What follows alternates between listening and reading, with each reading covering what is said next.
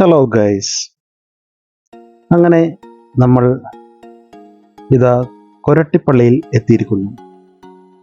Abhinava Lourdes എന്നറിയപ്പെടുന്ന കൊരട്ടിമുത്തിയുടെ സമീപത്ത് കൊരട്ടിമുത്തിയുടെ ദർശനം ലഭിക്കുവാൻ കൊരട്ടിപ്പള്ളിയിലേക്ക് നമ്മളിതാ എത്തിയിരിക്കുന്നു. കൊരട്ടിപ്പള്ളിയും അതിൻ്റെ ചരിത്രവും കൊരട്ടിപ്പള്ളിക്ക് കൊരട്ടിമുത്തി എന്ന നാമം ലഭിക്കുന്നതിന് പിന്നിലുള്ള കഥകളും കാര്യങ്ങളും ചരിത്രവും നമുക്കറിയാം. നമ്മളിപ്പോൾ കണ്ടുകൊണ്ടിരിക്കുന്ന അത്ഭുത കൽ കുരിശിന് മുന്നിലാണ് നിൽക്കുന്നത്. ഒരുപാട് അനുഗ്രഹങ്ങൾ ലഭിക്കുന്ന ഒരു കൽക്കുരിശിന് മുന്നിലാണ് ഇപ്പോൾ ക്യാമറയുമായി നിൽക്കുന്നത്. രോഗസൗഖ്യങ്ങളും പല കാര്യ നിർവാഹവും ഉണ്ടാകുന്ന അത്ഭുത കുരിശിൻ്റെ മുന്നിൽ. കേരളത്തിലെ തൃശ്ശൂർ ജില്ലയിലെ ചാലക്കുടി താലൂക്കിൽ ചാലക്കുടിയിൽ നിന്ന് 5 കിലോമീറ്റർ തെക്കുമാറി ദേശീയപാതയ്ക്കരികിൽ സ്ഥിതി ചെയ്യുന്ന ഒരു ചെറിയ പട്ടണമാണ് കൊരട്ടി. കൊരട്ടി അങ്ങാടി റെയിൽവേ സ്റ്റേഷൻ ഈ പട്ടണത്തിലാണ്.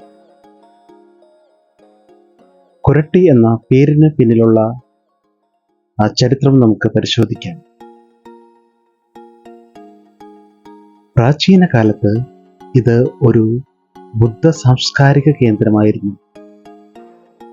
ചേര രാജാക്കന്മാർ ശ്രമണമതം സ്വീകരിച്ച് അവർ അർഹതപദം സ്വീകരിക്കുന്നതോടെ അവരുടെ പേരിൽ സാംസ്കാരിക കേന്ദ്രങ്ങൾ സ്ഥാപിക്കപ്പെട്ടിരുന്നു. ചേര രാജാക്കന്മാർ കുറവർ അഥവാ പുലയർ വംശത്തിൽപ്പെട്ടവരായിരുന്നതുകൊണ്ടും ചേരരാജ്ഞിയെ കുരത്തി എന്നും വിളിച്ചിരുന്നു. അങ്ങനെയുള്ള പല രേഖകളും ഉണ്ട്. ബൗദ്ധ ജൈന സന്യാസിമാരെ പൊതുവായും കുരുത്തികൾ എന്ന് വിളിച്ചിരുന്നു. കുരുത്തി ഇംഗ്ലീഷ് ലിപിയാകുമ്പോൾ കുരട്ടി എന്നും കൊരട്ടി എന്നും ശബ്ദഭേദം വന്നതാവാം എന്നും സ്ഥലനാമചരിത്രകാരൻ VVK വാലത്ത് സൂചിപ്പിക്കുന്നു.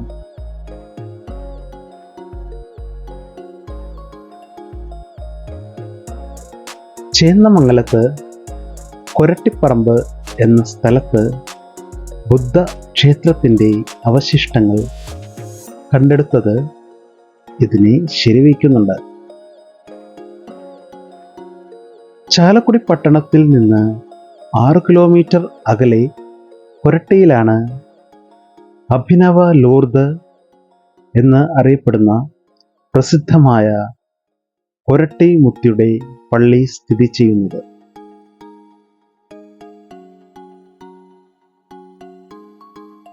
കൊരട്ടിപ്പള്ളി എന്ന പേരിൽ പള്ളിയും കൊരട്ടിമുത്തി എന്ന പേരിൽ ഇവിടുത്തെ മാതാവും അറിയപ്പെടുന്നു.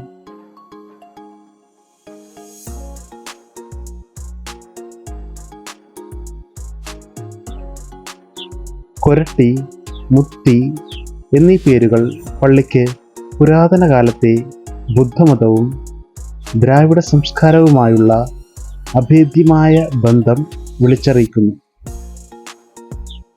സീറോ മലബാർ സമൂഹത്തിൻ്റെ ഈ പള്ളി 1381 സ്ഥാപിച്ചത് എന്ന് കരുതപ്പെടുന്നു. എങ്കിലും അറിയപ്പെടുന്ന രേഖകൾ ശക്തൻ തമ്പുരാന്റെ കാലഘട്ടത്തിലേത് മാത്രമാണ്. പൂവൻകുല നേർച്ച, മുട്ടിലിഴയൽ നേർച്ച എന്നിവ ഇവിടുത്തെ പ്രധാന നേർച്ചകളാണ്. ഒക്ടോബർ മാസം അവസാനം വരെ നീണ്ടു നിൽക്കുന്ന ഇവിടുത്തെ തിരുനാൾ ആഘോഷങ്ങൾ ഒക്ടോബർ മാസം 2-ാം വാരം മുതലാണ് ആരംഭിക്കുന്നത്.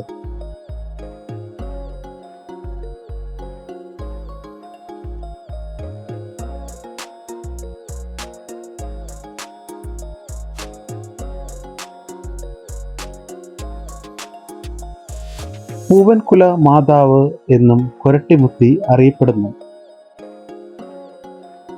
വേളാങ്കണ്ണിക്ക് ശേഷം പരിശുദ്ധ മാതാവിൻ്റെ പേരിൽ ഉള്ള മരിയൻ തീർത്ഥാടന കേന്ദ്രങ്ങളിൽ 2-ാം സ്ഥാനമാണ് കൊരട്ടിപ്പള്ളിക്കുള്ളത്. കേരളത്തിലെ ഏറ്റവും വലിയ മരിയൻ തീർത്ഥാടന കേന്ദ്രവും ഇത് തന്നെ. എല്ലാ വർഷവും ദശലക്ഷക്കണക്കിന് ഭക്തർ ഇവിടം സന്ദർശിക്കാനെത്തുന്നു. എല്ലാ ദിവസവും പ്രധാനമാണെങ്കിലും കൊരട്ടിമുത്തിയോടുള്ള നൊവേന ഉള്ള ശനിയാഴ്ച കൂടുതൽ തീർത്ഥാടകർ എത്താറുണ്ട്.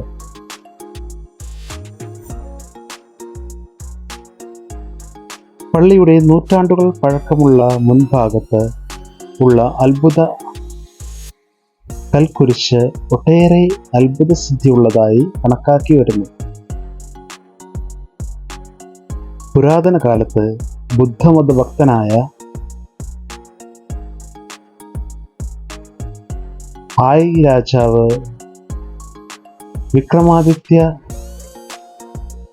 വരഗുണന്റെ ചെപ്പേട് പുരട്ടി നിലനിന്നിരുന്ന ചേന്നമംഗലത്ത് നിന്നും കണ്ടെടുത്തിട്ടുണ്ട്. അക്കാലത്തെ പ്രമുഖ ബുദ്ധകേന്ദ്രമായിരുന്നു കൊരട്ടി. ബൗദ്ധ സന്യാസിമാരെ പുരത്തികൾ എന്നാണ് വിളിച്ചിരുന്നത്.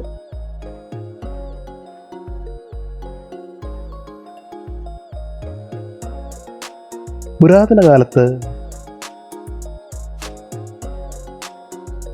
മേലൂരിലെ ഒരു കർഷകൻ പണ്ടൊരിക്കൽ മുത്തിക്ക് നേർച്ചയായി നൽകാൻ കൊണ്ടുവന്ന കായക്കുല ജന്മി തട്ടിയെടുത്തുവെന്നും പിന്നീട് ജന്മിക്കുണ്ടായ അസുഖം മാറാൻ മുത്തിക്ക് നേർച്ച നൽകിയെന്നുമാണ് നേർച്ചയുമായി ബന്ധപ്പെട്ടുള്ള ഐതിഹ്യം ഇങ്ങനെ പോകുന്നു.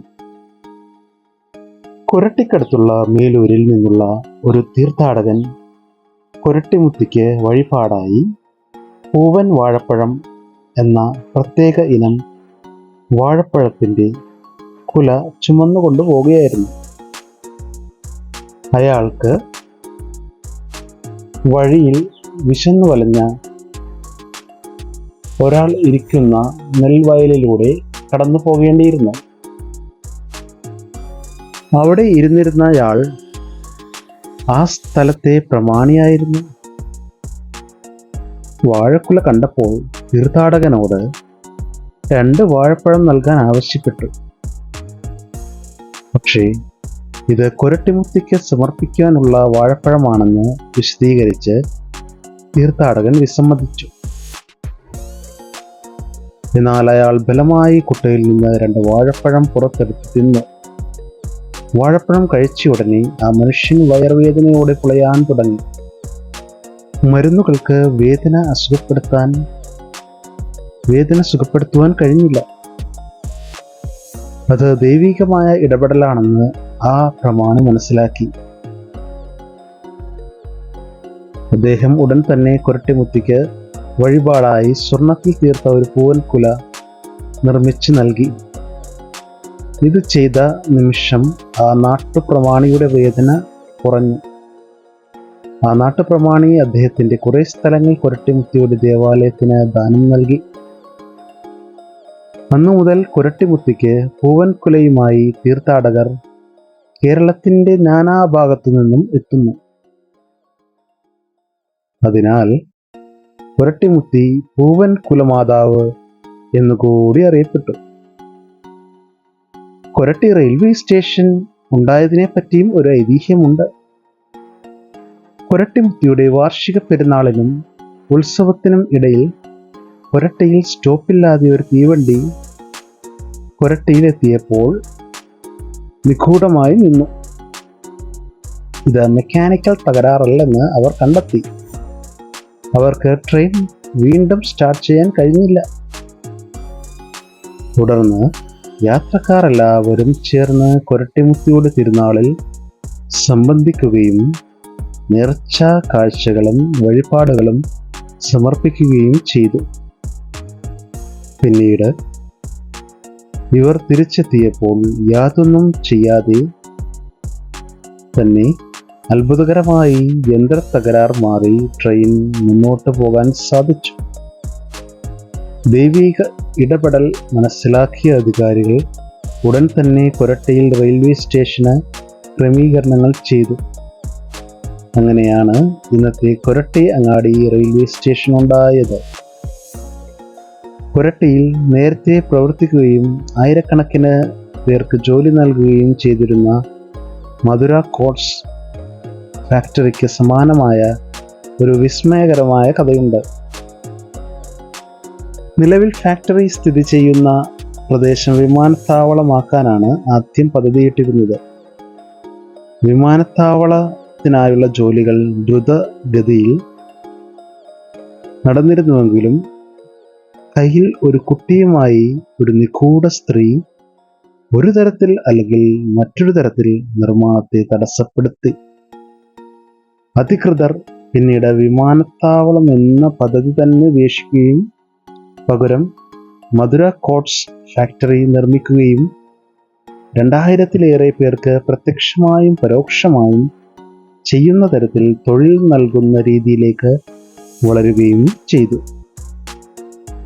മധുര കോട്സ് ഫാക്ടറി ഇപ്പോൾ പ്രവർത്തിക്കുന്നില്ലെങ്കിലും ഇപ്പോൾ അവിടെ Thrissur info park, Kochi info park ഇതിനു കീഴിൽ പ്രവർത്തിച്ചു വരുന്നു. 50ഓളം ചെറുതും വലുതുമായ സോഫ്റ്റ്വെയർ കമ്പനികൾ ഇപ്പോൾ ഇവിടെ പ്രവർത്തിച്ച് ഒട്ടേറെ പേർക്ക് തൊഴിൽ നൽകുകയും കൊരട്ടിയുടെ വികസനത്തിൽ ചെറുതല്ലാത്ത പങ്ക് വഹിക്കുകയും ചെയ്യുന്നു.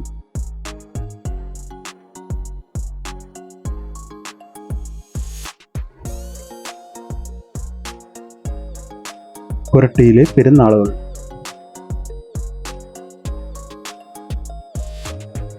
എല്ലാ വർഷവും ഒക്ടോബർ മാസത്തിൽ 10-നു ശേഷം വരുന്ന ഞായറാഴ്ചയാണ് തിരുനാൾ.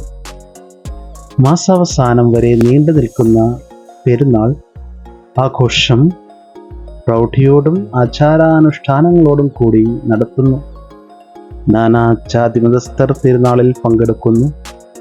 8-ാം ഇടവും 15-ാം ഇടവും ആഘോഷിക്കാറുണ്ട്. തീർത്ഥാടക ബാഹുല്യം നിമിത്തം ഒക്ടോബർ 1 മുതൽ 31 വരെ ഇപ്പോൾ തിരുനാൾ ദിനങ്ങൾ ആയി തന്നെയാണ് കൊണ്ടാടുന്നത്. ദീപാലങ്കാരങ്ങൾ, വെടിക്കെട്ട് എന്നിവ തിരുനാളിന് മാറ്റുകൂട്ടുന്നു. വളരെയധികം വാണിജ്യ വ്യവസായ കരകൗശല പ്രദർശനവും വിൽപ്പനയും മറ്റു വിനോദ പരിപാടികളും ഇതോടൊപ്പം ഉണ്ടാകാറുണ്ട്.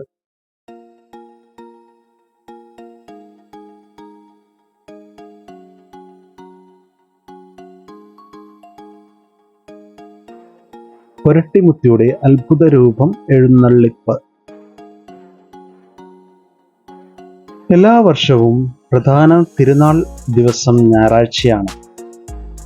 കൊരട്ടിമുത്തിയുടെ അത്ഭുത രൂപം പുറത്തെടുത്ത് പൊതുവണക്കത്തിനായി വയ്ക്കുന്നത്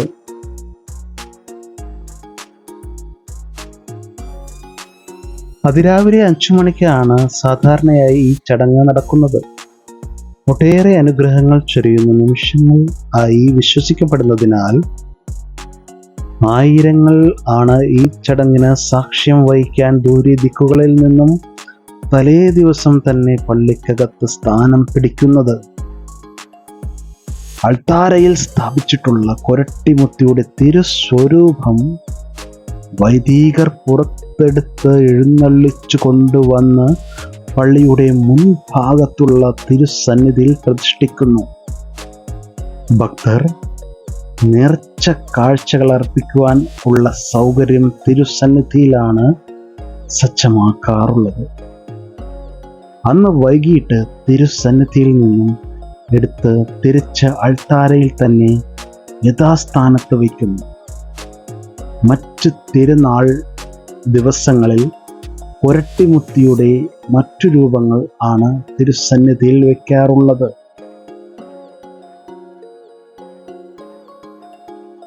പ്രധാന തിരുനാൾ.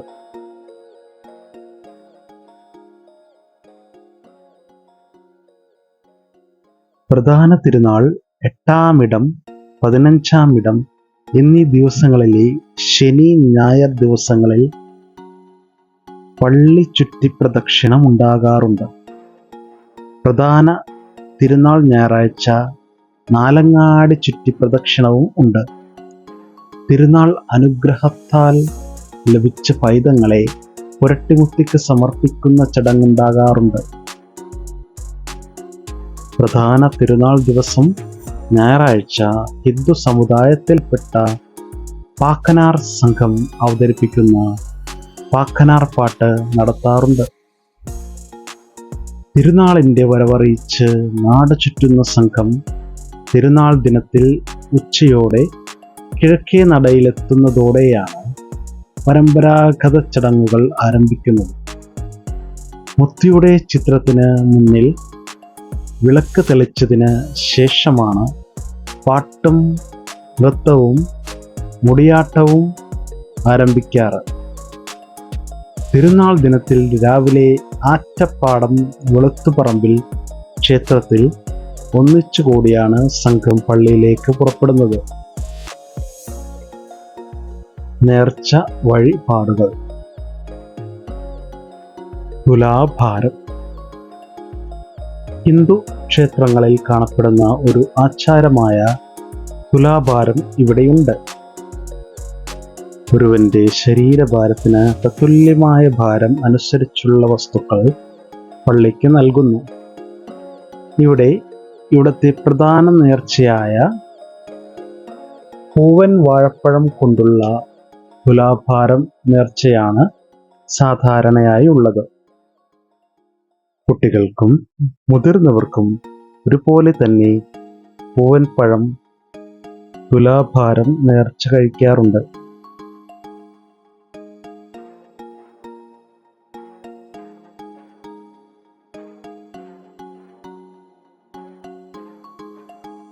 ഭജന. നിരാഹാരമിരുന്ന് പള്ളിയിൽ ഭജന പാടാനിരിക്കുന്നത് തെറ്റ് കുറ്റങ്ങൾക്കുള്ള മാപ്പപേക്ഷയായും പുരട്ടിമുത്തിയുടെ അനുഗ്രഹപ്രാപ്തത്തിനായും ചെയ്തു വരുന്നു. നീണ്ടൽ നേർച്ച പാപപരിഹാരത്തിനായി മുട്ടിലിഴയൽ പ്രദക്ഷിണമാണിത്. പള്ളിയുടെ പ്രധാന കവാടം മുതൽ പുരട്ടിമുത്തിയുടെ തിരുസ്വരൂപം വരെയാണ് മുട്ടിലിഴയൽ പ്രദക്ഷിണം ചെയ്യുന്നത്. ചിലർ പള്ളിയുടെ മുൻഭാഗത്ത് ഉള്ള അത്ഭുത കൽ കുരിശു മുതൽ മുട്ടിന്മേൽ നേർച്ച കഴിക്കാറുണ്ട്.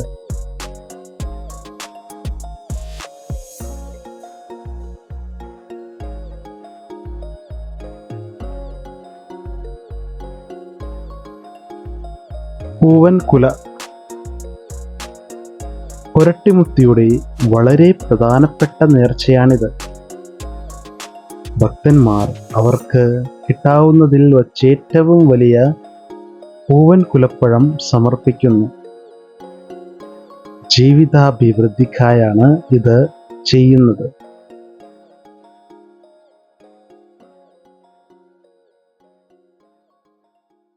പുരട്ടിമുത്തിയോടുള്ള പ്രാർത്ഥന. നന്മ നിറഞ്ഞ കന്യകേ, ദയുള്ള മാതാവേ, പുരട്ടിമുത്തി, ഞാൻ എൻ്റെ ശരീരവും ആത്മാവും ചിന്തകളും പ്രവൃത്തികളും ജീവിതവും മരണവും നിന്നിൽ ഭരമേൽപ്പിക്കുന്നു. ഓ അമ്മേ പുരട്ടിമുത്തി, അങ്ങ് കൈകളിലേന്തിയ ഞങ്ങളുടെ കർത്താവായ ഉണ്ണിയേശുവിൻ്റെ അനുഗ്രഹത്തിൽ എല്ലാ പ്രലോഭനങ്ങളിൽ നിന്നും എന്നെ മോചിപ്പിക്കണമേ.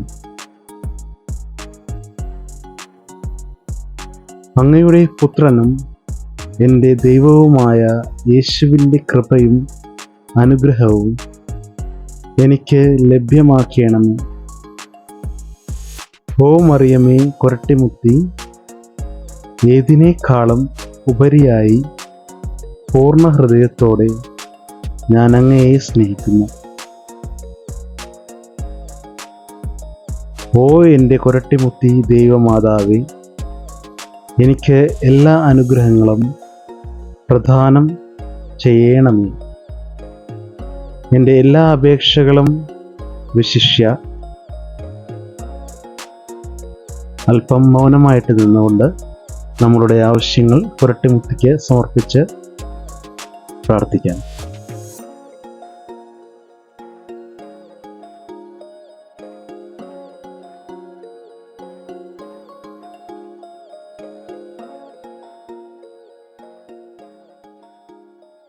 അങ്ങയുടെ പുത്രനായ യേശുവിൻ്റെ അനുഗ്രഹത്താൽ സാധിച്ചു തരുവാനും സഹായിക്കണമേ. ആമേൻ. പരിശുദ്ധ അമ്മേ കൊരട്ടിമുത്തി, ഞങ്ങൾക്ക് വേണ്ടി അപേക്ഷിക്കണമേ.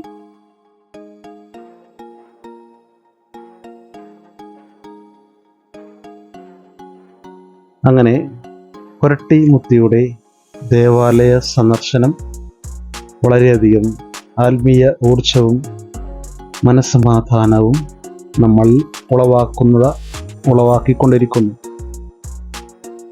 ഏതെങ്കിലും ഒരു ദിവസം വർഷത്തിലൊരിക്കലെങ്കിലും കൊരട്ടിമുത്തിയെ വന്ന് സന്ദർശിക്കാത്ത മലയാളികൾ കുറവാണെങ്കിലും ഇതുവരെയും കൊരട്ടി ദേവാലയത്തിൽ വരാൻ സാധിക്കാത്ത പോയ എല്ലാവർക്കും ഈ ഒരു അവസരം പ്രാർത്ഥിക്കുവാൻ ആഗ്രഹിക്കുന്നു. അങ്ങനെ പള്ളിയിൽ നിന്ന് തിരിച്ച് പോകുമ്പോൾ കൊരട്ടിമുത്തി പള്ളിയുടെ മുന്നിൽ വച്ച് പ്രാർത്ഥിക്കുകയും ഒരു അവസാന രീതി എന്നോണം ഒരു സെൽഫി എടുത്ത് തിരിച്ച് വീട്ടിലേക്ക് മടങ്ങുകയും ചെയ്യുന്നു. അപ്പോൾ ഗൈസ്, ബൈ ബൈ. നമുക്ക് പിന്നീട് കാണാം. Thank you for watching this video.